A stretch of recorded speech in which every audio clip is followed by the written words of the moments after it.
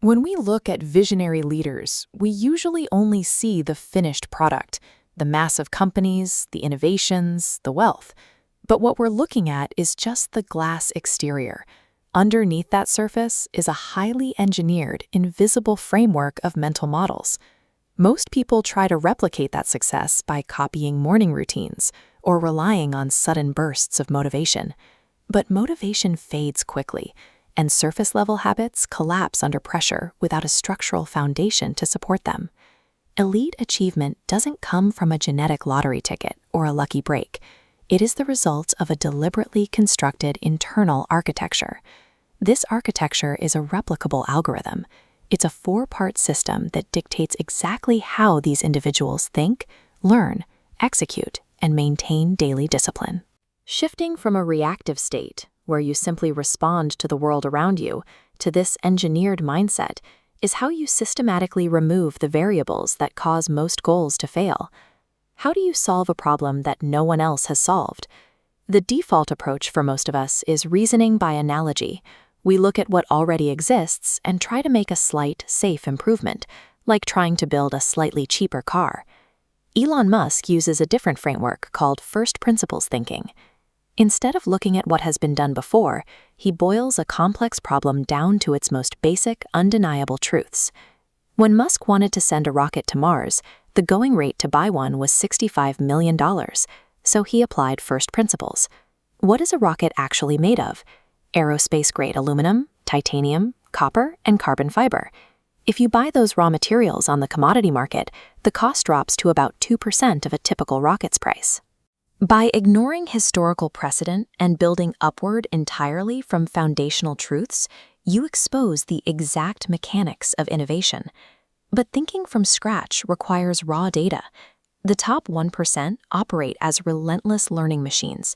They consume information at a massive volume to build what is essentially compound interest in their own knowledge base. Look at Bill Gates. He built his edge through continuous reading, digesting 50 books a year and absorbing complex technical data. This aggressive learning isn't random. Warren Buffett calls it the circle of competence. It means identifying the subject area that matches your expertise and rigorously staying within those boundaries. If you spread your attention thinly across dozens of different subjects, you remain completely average at all of them. True competitive advantage is born when knowledge is concentrated deeply within a highly defined area. Once you have the knowledge, you have to execute. Buffett uses a strict filter known as the 5-25 rule.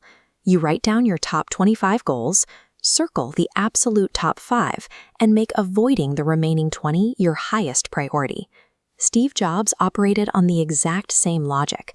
He understood that strategic focus isn't about choosing what to work on. Real focus means looking at 100 other good, viable ideas and explicitly saying no to every single one of them. To strip away the noise, Musk engineered a 5-step execution algorithm. Step 1, question every requirement. Step 2, aggressively delete unnecessary parts. Step 3, simplify what's left. Step 4, accelerate cycle time. And step 5, automate. Automating a broken process just generates waste faster. Elite execution is an exercise in subtraction. You remove the non-essential distractions so you can multiply the impact of whatever is left. In this architecture, passion is the primary insulator against burnout.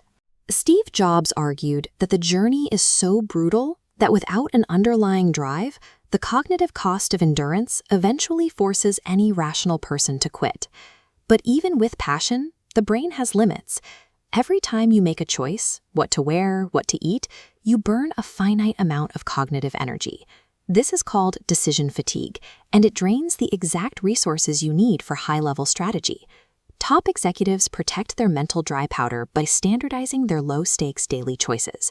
They wear the same clothes and eat the same meals, completely removing the need to decide. Extreme discipline acts as a protective shield. It ensures a visionary's cognitive energy isn't wasted on trivial daily friction. Protecting this mental framework requires a daily routine that preserves your cognitive baseline. By securing a quiet window every morning to hydrate, move, and prime your top priorities, you prevent the distraction-first mindset that kills strategic depth. As you move into your workday, Mandate the use of first principles on your biggest problem, deconstruct it, and when distractions arise, enforce the rule of saying no to absolutely anything outside your top 5 goals. Then, close the cognitive loop. Review your day, set tomorrow's priorities tonight to prevent morning decision fatigue, and formally disconnect your brain from work so it can recover. High-performance results are the product of consistent internal focus.